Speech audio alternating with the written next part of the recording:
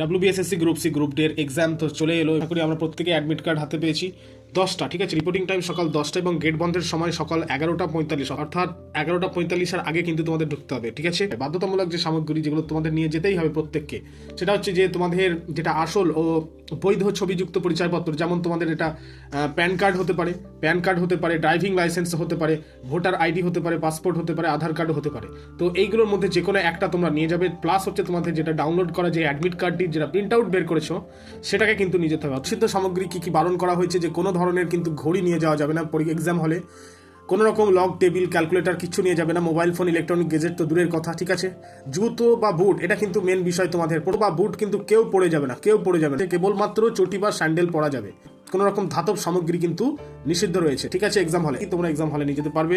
তোমরা black colour pen নিয়ে যেতে পারো, ঠিক আছে। স্বচ্ছ একটি জলের বোতল, ওএমআর শিট ও অ্যাটেন্ডেন্সের শিটে স্বাক্ষর করা কিন্তু বাধ্যতামূলক।